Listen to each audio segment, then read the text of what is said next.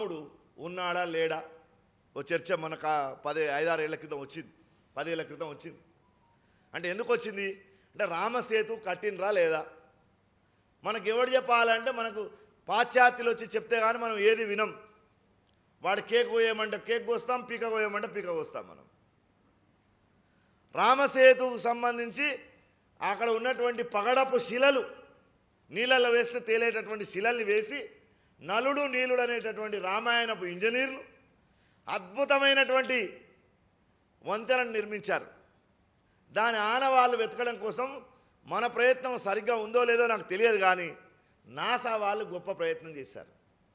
ఇది ఎప్పటిది, ఈ రాయి ఎప్పటిది, ఈ కట్టడం ఎప్పటిది అని వాళ్ళు ఉపగ్రహాల ద్వారా ఫోటోలు తీసి రామసేతు కరెక్టే, రామసేతు ఉంటే రాముడు ఉన్నట్టే అని వాడు మనకు ఇంటర్నేషనల్ జర్నల్స్లో రాశాడు. దాని ఆడమ్స్ బీడ్స్ అని పిలుస్తూ ఉన్నారు తర్వాత కాలంలో. ఇట్లా చాలా పరిశోధనలు రామాయణం మీద జరిగినాయి. అట్లా జరిగినాయి. హర్యానాలో సిర్సా అనేటటువంటి ప్రాంతంలో తవ్వుతే రామునికి సంబంధించినటువంటి విగ్రహాలు వెళ్ళినాయి. కంబోడియాలో, జావాలో, తర్వాత ఇండోనేషియాలో, తర్వాత అనేక చోట్ల రాముని యొక్క విగ్రహాలు, రాముని యొక్క ఆనవాలు ప్రపంచం అంతా. అసలు రాముని పేరుతోటే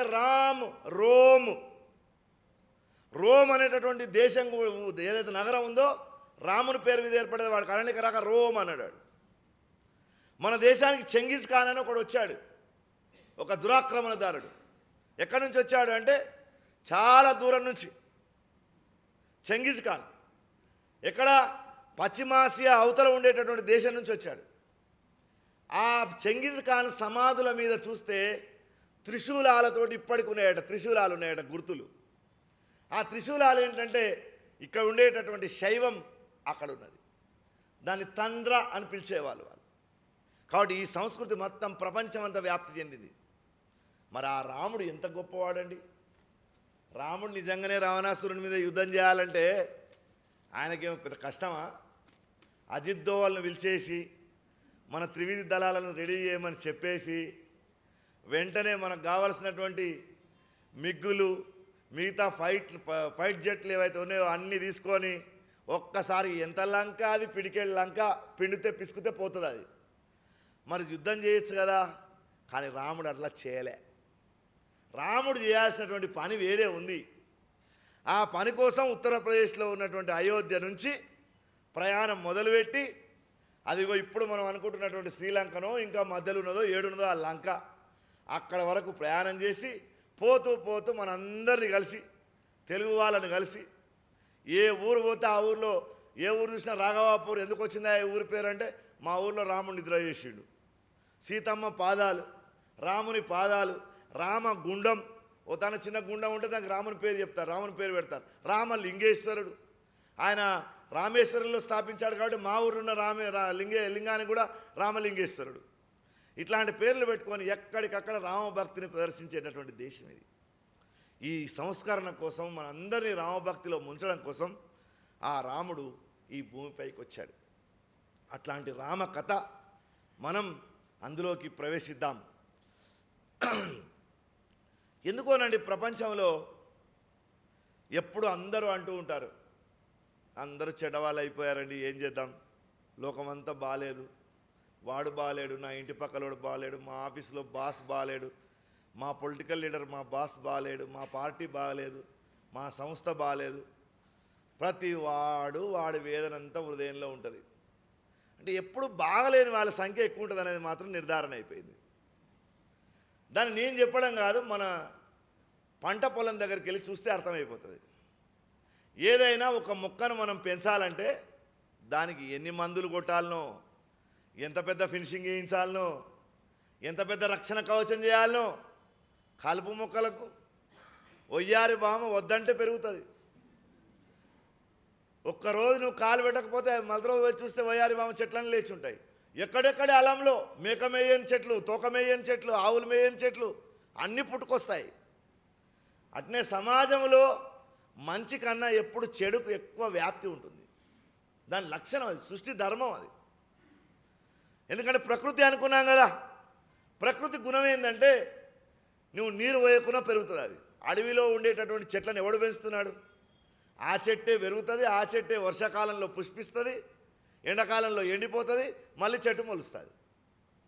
దాని లక్షణ సృష్టి ధర్మం అది. ఆ కలుపు మొక్కలు ఎక్కువైనప్పుడల్లా యదా యదా హి ధర్మస్య గ్లానిర్భవతి భారత. ఎన్నిసార్లు అయితే ఈ కలుపు మొక్కలు పెరుగుతుంటాయో ఈ కలుపు మొక్కలను పీకేయడానికి ఒక ఆయన సృజామ్యహం అంటే పుట్టడం కాదండి, ప్రకటించబడతాడట మన మధ్యలోంచే. ఒక ఊరిలో ఒక గ్రామ సర్పంచ్ కావచ్చు, ఒక నియోజకవర్గంలో ఎమ్మెల్యే కావచ్చు, ఒక దేశంలో ఒక ముఖ్యమంత్రి కావచ్చు, ఒక రాష్ట్రంలో ఒక ప్రధానమంత్రి కావచ్చు. ఎవరో ఒకరు సుజామ్యహం పుట్టుకొని వచ్చి దాన్ని సంస్కరించేటటువంటి పని చేస్తారు. అది చేయకపోతే ఏం జరుగుతుంది అంటే పుణ్యాత్ములంతా ఎప్పుడు లోపల బాధపడుతూ ఉంటారు. నెంబర్ 1 కోడలు సీరియల్లో అత్తలాగా బాధపడుతూ ఉంటారు. లోపలనే గులిగి చచ్చిపోతారు. పుణ్యాత్మనికే ఎప్పుడు భయం ఉంటుంది, అదేం విచిత్రమో. పాపాత్మనికి ఏ భయం ఉండదు. మన కళ్ళ ముందు జరుగుతున్న సత్యాలు. వాడు చూడరా రియల్ ఎస్టేట్లో ఏం సంపాదిస్తున్నాడు, వాని కింద మీద చేశాడు, వీని కింద మీద చేశాడు, 100 చెప్తాడు, వాళ్ళ లిస్ట్ అంతా వీని దగ్గరనే ఉంటుంది. మన తెలివితేటలు ఏంటంటే మనకు సంబంధించినటువంటి విషయం కంటే పక్క వాళ్ళే మనకు అద్భుతంగా తెలుస్తాయండి. నేను మా వీధిలో నడుచుకుంటూ పోతున్నా, ఆయన మంచి ఇల్లు కట్టాడు, ఇద్దరు మాట్లాడుకుంటూ పోతున్నాడు. ఎంత మంచి ఉంచుట్రా ఇల్లు అని ఒకటి అంటున్నాడు. వాడు మందిని ముంచి కట్టిండని వాడు వెంటనే అంటున్నాడు. వాని 30 ఏళ్ళ సంపాదన వీడు 1 నిమిషంలో ధ్వంసం చేస్తాడు. అంత శక్తి ఉంటుంది మనకు. మన గురించి మనకు తెలిసిన దానికంటే పరుల గురించి మనకు ఎక్కువ తెలుస్తుంది. ఎందుకు తెలుస్తుంది అంటే పుణ్యాత్మునికి ఎప్పుడు లోపల ఆవేదన ఉంటుంది. నేను ఇది చేయాలి, నేను అది చేయాలి, సమాజంలో ఇట్లా జరిగిపోయా ఈ బాధ ఉంటుంది. పాపాత్ముడు ఎప్పుడు బాధపడు. దుర్యోధనుడు బాధపడ్డా? నిండు సభలో ఇంటి కోడలిని వస్త్రాపహరణం చేయడానికి ప్రయత్నించాడు దుర్యోధన దుశ్శాసనాదులు. కర్ణుడు శకుని లాంటి వాళ్ళు చప్పట్లు కొట్టారు పక్కన కూర్చొని. ఈ పెద్ద పెద్ద గడ్డాలన్నీ కూర్చొని చూస్తున్నాయి, ఒక్క మాట మాట్లాడవు. పుణ్యాత్మునికి ఎప్పుడు వేదన ఉంటుంది, పాపాత్మునికి ఎప్పుడు వేదన ఉండదు, గుర్తుపెట్టుకోండి. ఆ పాపాత్ముని మన శాస్త్రం ఏమని పిలిచిందంటే ఆతతాయి అని పిలిచింది. కృష్ణుడు కూడా ఒక చోట అంటాడు ఆతతాయిన అంటాడు.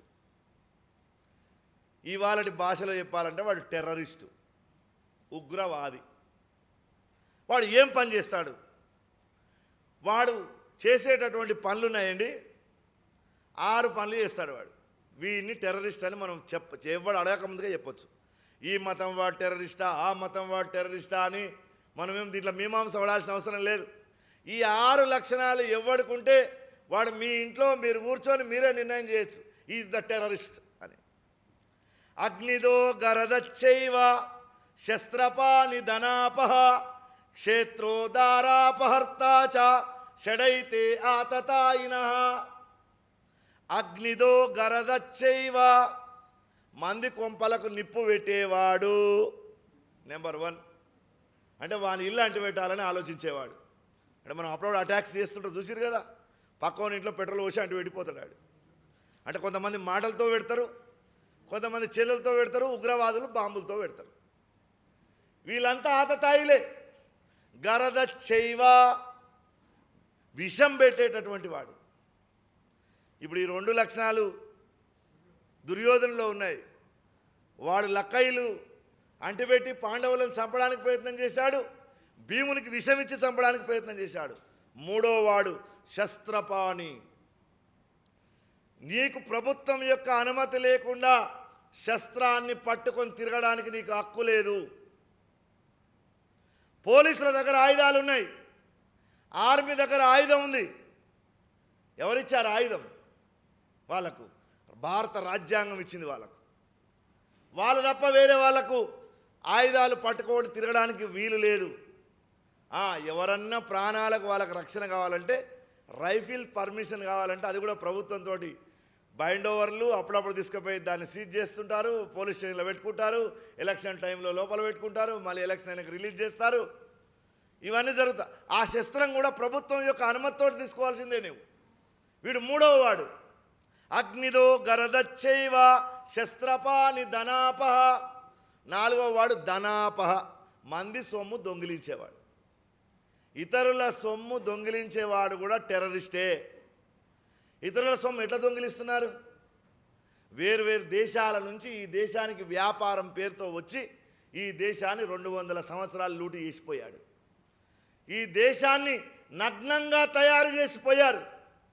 ఈ దేశంలో ఉండేటటువంటి సంపదను దోచుకోవడం కోసం కాశ్మీర్ నుంచి కన్యాకుమారి వరకు రైళ్లు వేసుకున్నారు. ఈ దేశంలో ఉండేటటువంటి సుగంధ ద్రవ్యాలను ఇతర దేశాలకు తరలించడం కోసం నావికా దళాలను ఏర్పాటు చేసి పెద్ద పెద్ద ఓడరేవులు కట్టారు సముద్రంలో. ఇతరుల యొక్క ధనాన్ని దొంగిలించేవాడు టెర్రరిస్టే. ఇంకొక ఆయన ఉన్నాడు, క్షేత్రో, మంది భూములు ఆక్రమించేవాడు కూడా టెర్రరిస్టే. అంటే నీకు కానటువంటి సొమ్ము ఏదైతే ఉందో దాంట్లో నువ్వు కాలు పెట్టొద్దు. మీ నాయన ఇచ్చిన ఆస్తి కానీ నువ్వు డబ్బు పెట్టి ఖరీదు చేసినటువంటి స్థలము కానీ ఈ రెండు మాత్రమే నీకు సంబంధించినవి.